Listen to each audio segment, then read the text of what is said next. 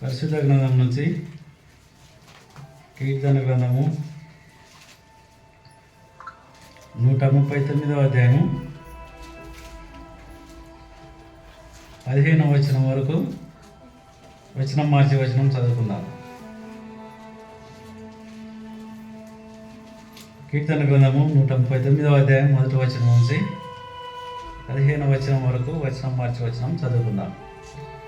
యెహోవా, నీవు నన్ను పరిశోధించి తెలుసుకొని ఉన్నావు.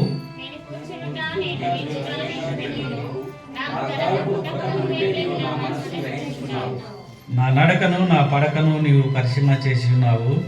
నా చర్యలన్నింటినీ నీవు బాగుగా తెలుసుకొని ఉన్నావు.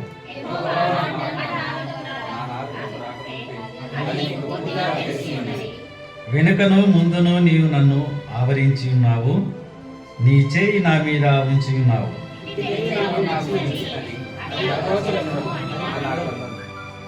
నా ఆజ్ఞ యొద్ద నుండి నేనెక్కడికి పోదును?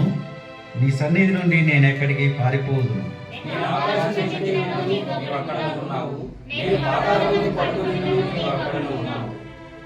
నేను వేకువ రెక్కలు కట్టుకొని సముద్ర దిగంతంలో నివసించినను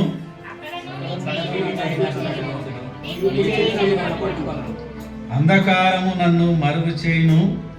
నాకు కలుగు వెలుగు రాత్రి వలె ఉండును అని నేను అనుకున్న ఎడల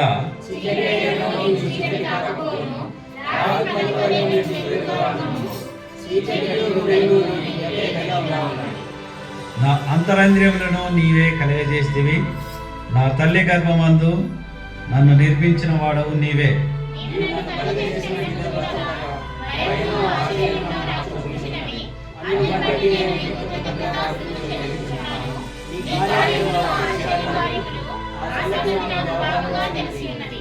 నేను రహస్యమందు పుట్టిన నాడు భూమి యొక్క అగాధములలో విచిత్రంగా నిర్మింపబడిన నాడు నాకు కలిగిన ఎముకలను నీకు మరుగై ఉండలేదు. తరలు వచ్చినట్లయితే ప్రార్థించుకుందాం. పరిశుద్ధుడా, ప్రేమ కలిగిన మా ప్రియ పరలోక తండ్రి, సర్వోన్నతుడా, సర్వాధికారి, సర్వంతర్యామి, ప్రభువా, ఆకాశం మీదను భూమి మీదను పాతాళంలోను సర్వాధికారం కలిగినటువంటి సర్వశక్తి కలిగిన దేవా, నీ ఘనమైన ఉన్నతమైన పరిశుద్ధమైన నామానికి లెక్కలేని స్తోత్రాలు వందనాలు తండ్రి. ఇంతవరకు పాటల్లో ప్రభా మహిమ పొందిన దేవా, నీ ఘనమైన నామానికి స్తోత్రాలు వందనాలు ప్రభా. ఆ నోటిని నీ బూరగా వాడుకొని తండ్రి ప్రభా, నీ యొక్క వాక్యమైన దేవుడు నాయన ప్రభా, నీవు మాట్లాడితే మేము జీవిస్తాం తండ్రి ప్రభా. నీ వాక్యం మమ్మల్ని బ్రతికిస్తుంది నాయన. ఆ బ్రతికించేటటువంటి జీవపు మాటలు ప్రభా మీరు మాతో మాట్లాడి మా యొక్క ప్రభా జీవితాల్లో మేలు చేయమని, ఆ యొక్క ఆరాధనలో ఆది నుండి అంతవరకు మీరు మాతో నడిపించమని నజరేయుడైన యేసు నామములో అడిగి వేడుకొంచున్నాం తండ్రి, ఆమేన్. ప్రియమైనటువంటి సోదరులారా, దావీదు గ్రంథకర్త ఈ విధంగా రాస్తున్నాడు. ఏమని? యెహోవా, నీవు నన్ను పరిశోధించి ఉన్నావు, తెలుసుకొని ఉన్నావు. నన్ను పరిశోధించి ఉన్నావంటే ఏమని అర్థం? పరిశీలించాడు నా ప్రవర్తనను, నా యొక్క నడకను, నా యొక్క పడకను, నేను ఎక్కడికి వెళుతున్నా అవన్నీ నీవు పరిశీలన చేసి ఉన్నాడు. అంటే బాడీ స్కానింగ్ చేసి ఉన్నాడు. మొత్తం నా బాడీలో ఏమున్నాయో వాటన్నింటినీ దేవుడు పరిశీలన చేసి ఉంటున్నాడు. నా హృదయంలో ఏముందో ఆయనకు తెలుసు, నా ఆలోచనలో ఏముందో ఆయనకు తెలుసు, నా యొక్క తలంపులో ఏముందో ఆయనకు తెలుసు, నా యొక్క నోటి నుండి ఏ మాట వస్తుందో ఆయనకు తెలుసు. సమస్తమును ఎరిగినటువంటి సర్వ జ్ఞాని. ప్రియులారా, నీవు నాకు అన్ని ఎరిగినటువంటి దేవుడు ఆయన. మనల్ని పుట్టించినటువంటి వాడు ఆయనే. మనల్ని పరిశోధిస్తున్నాడు, దినదినం పరిశోధిస్తున్నాడు. మనం ఎక్కడికి వెళ్ళినా, మనం డ్యూటీకి వెళ్ళినా పరిశోధిస్తుంటున్నాడు. మన అంధకారంలో ఉన్న పరిశీలిస్తూ ఉంటున్నాడు. మనం అమెరికాలో ఉన్న మనల్ని పరిశీలిస్తున్నాడు. మనకు ఇంకా ఎక్కడున్నా ఆయన పరిశీలిస్తూనే ఉన్నాడు. ఆయన నీవు ఎక్కడున్నా, నువ్వు ఏ లొకేషన్లో ఉన్నా ఆయన చూస్తూ ఉన్నాడు. మనం లొకేషన్ చూస్తాం. లొకేషన్ పెడితే మనం ఎక్కడున్నామో అక్కడికి వస్తుందా రాదా? ఫుడ్ కానీ ఏదైనా బుక్ చేస్తే. కానీ వీళ్ళరా ఈ సిగ్నల్ ఉంటేనే పనిచేస్తుంది. దేవుడు ఏమంటున్నాడంటే నీవు ఎక్కడున్నా, అంధకారంలో ఉన్నా, చీకట్లో ఉన్నా, కొండ లోయల్లో ఉన్నా, ఎక్కడున్నా కూడా నీవు నన్ను పరిశీలించి ఉన్నావు ప్రభా. నా నడకను, నా యొక్క పడకను నీవు చూసి ఉన్నావు. నేను కూర్చుండుట, నేను లేచుట నీకు తెలియను. నాకు తలంపు పుట్టక మునిపే నీవు నా మనసును గ్రహించి ఉన్నావు. నేను ఎక్కడ పండుకుంటున్నానో, ఎక్కడ నేను లేస్తున్నానో, ఎక్కడ నేను ఎవరితో మాట్లాడుతున్నానో, నేను అసహ్యమైనటువంటి పాప క్రియలు ఎక్కడైతే చేస్తున్నానో అవన్నీ నీవు చూస్తున్నావు. నన్ను పరిశీలించి ఉంటున్నావు. నా నడకను, నా పడకను నీవు పరిశీలన చేసి ఉంటున్నావు. ప్రియులారా, మనం అనుకుంటాం మన యొక్క జీవితంలో ఎవరు చూడటం లేదని. మనం అనుకుంటాం మనల్ని ఎవరు చూడలేదు, మేము ఒంటరిగానే వెళ్ళాము అని, మేము మోసం చేశాము, మేము దొంగతనం చేశాము, మేము పాపం చేశామని అనుకుంటాం. కానీ దేవుడు ఏమంటున్నాడంటే అన్నీ గ్రహించి ఉన్నాడు. నీ నడకను, నీ పడకను, నీ ఉద్దేశమును, నీ తలంపులను, నీ ఆలోచనలను, నీవు చేసేటటువంటి ప్రతి క్రియను, అది మంచిదైనను సరే చెడ్డదైనను సరే, వాటన్నింటినీ కూడా ఏం చేస్తున్నాడంట? ఆయన పరిశీలిస్తున్నాడు, ఆయన చూస్తూ ఉంటున్నాడు. అన్నీ ఆయనకు తెలుసు. 4వ వచనంలో చూసినట్లయితే, యెహోవా మాట నా నాలుకకు రాకమునిపే అది నీకు పూర్తిగా తెలిసి ఉన్నది. మాట, మన యొక్క మాట నాలుకకు రాకముందే నువ్వేం మాట్లాడతావు కూడా ఆయన గ్రహించి ఉన్నాడు. ఆయనకు అన్నీ తెలుసు. నువ్వు పొంగాల్సినటువంటి అవసరము దేవుని దగ్గర లేదు. కానీ పిల్లారా, పశ్చాత్తాపడి మన యొక్క పాపములు కానీ, మన యొక్క అపరాధములు కానీ, మన యొక్క దేవునికి ఏదైనా దుష్కార్యమైనటువంటి పనులు మనం చేసినట్లయితే, ప్రభువా నేను ఈ యొక్క స్థితిలో ఉన్నటువంటి వాడును, పౌలు కూడా అంటాడు, నేను దూషకుడును, నేను వంచకుడును, నేను హంతకుడును అని నన్ను క్షమించుము అని అంటాడు. ఒప్పుకుంటున్నాడు ప్రభు దగ్గర. పిల్లారా, మనం ఒప్పుకోవాలి. దావీదు గ్రంథకర్త రాస్తూ, నన్ను అన్ని నువ్వు ఎరిగినటువంటి వాడవు, నా చర్యలన్నింటినీ నువ్వు ఎరిగినావు, నా నాలుకకు మాట రాకమునిపే నీవు నన్ను ఎరిగి ఉన్నావు, నన్ను తెలుసుకొని ఉన్నావు అని అంటూ 5వ వచనంలో ఏమంటున్నాడంటే, ఎక్కడున్నావు నువ్వు? వెనుకను ముందును నీవు నన్ను ఆవరించి ఉన్నావు, నీ చెయ్యి నా మీద ఉంచి ఉన్నావు. దేవుని నామానికి స్తోత్రాలు కలుగును గాక. ఎక్కడున్నాడంట దేవుడు? దావీదు అంటున్నాడు. ఎక్కడున్నాడంట దావీదుకు? నా వెనుక ఉన్నాను, నా ముందును నీవు నన్ను ఆవరించున్నావు. అంటే చుట్టూ, నా వెనక ఉన్నావు, నా ముందు ఉన్నావు, నన్ను ఆవరించి ఉన్నావు. అంటే నాలో కూడా నీవు ఉన్నావు అంటున్నాడు. ఎంత గొప్ప ధన్యత! ఉన్నాడా మనలో దేవుడు? పరిశీలించుకోవాలి.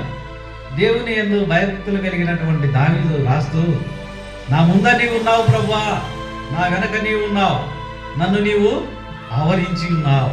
అంటే నాలో నీవు ఉన్నావు అని చెప్తున్నావు. నన్ను పరీక్షిస్తున్నావు, నా నడకను చూస్తున్నావు, నా పడకను చూస్తున్నావు, నా ప్రవర్తన చూస్తున్నావు, అన్ని చూస్తున్నావు, నీవు నాలో ఉన్నావు అని అంటున్నాడు. ప్రియులారా, దేవుడు మనలో ఉండాలంటే మనం దేవుని యందు మన యొక్క ప్రవర్తన ఎలా ఉంది అని మనల్ని మనం పరీక్షించుకోవాలి.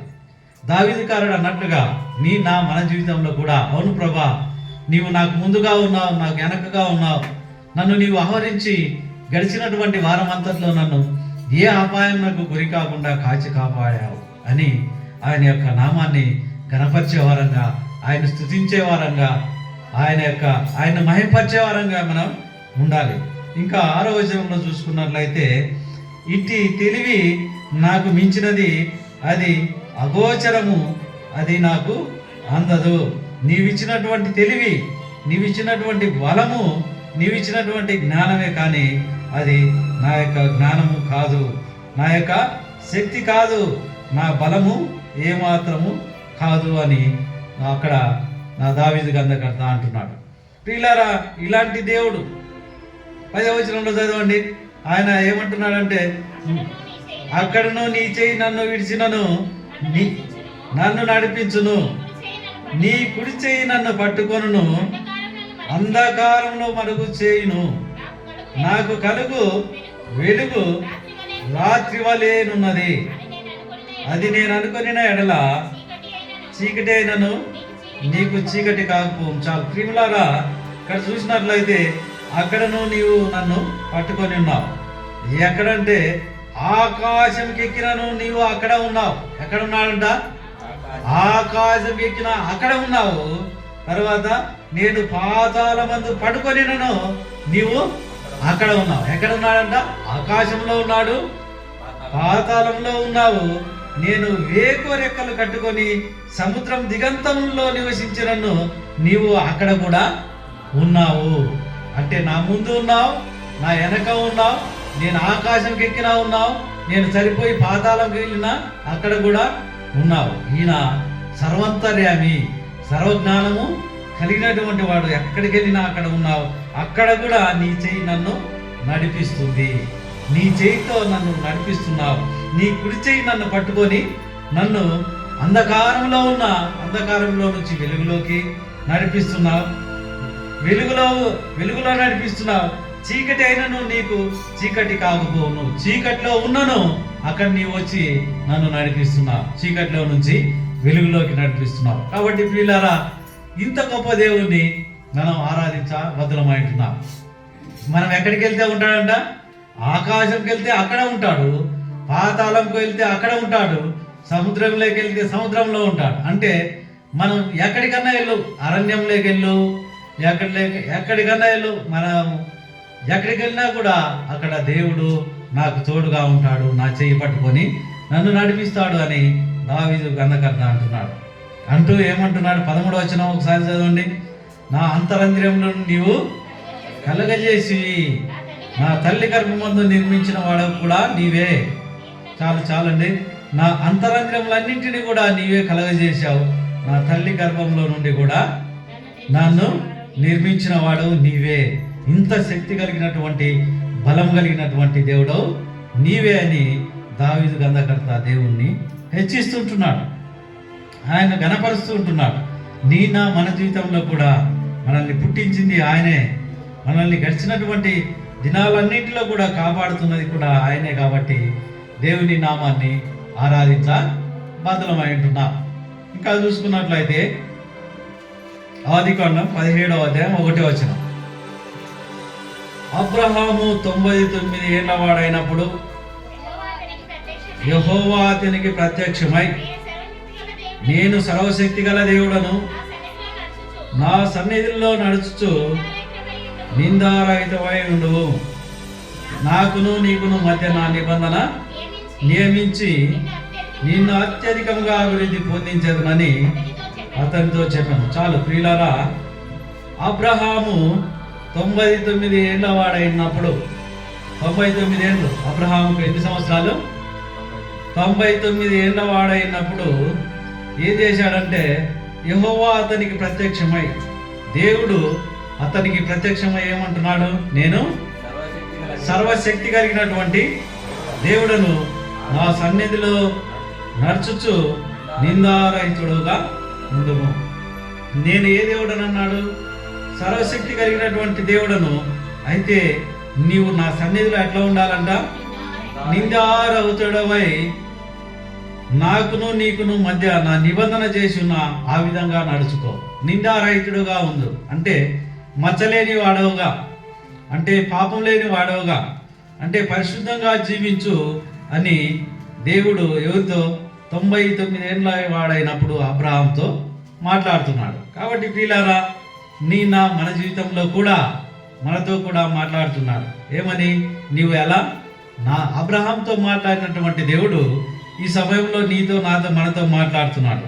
ఏమని మాట్లాడుతున్నాడంటే, యెహోవా అతనికి ప్రత్యక్షమై, యెహోవా అనే దగ్గర మన దేవుడు మనకు ప్రత్యక్షమై, నేను ఏమంటున్నాడు? సర్వశక్తి కలిగినటువంటి దేవుడును అని చెబుతూ, నా సన్నిధిలో నిందారహితుడుగా నడుచుకోవాలి, ఉండుము అంటున్నాడు. నాకును నీకును మధ్య నేను నిబంధనను నియమించి ఉన్నాను.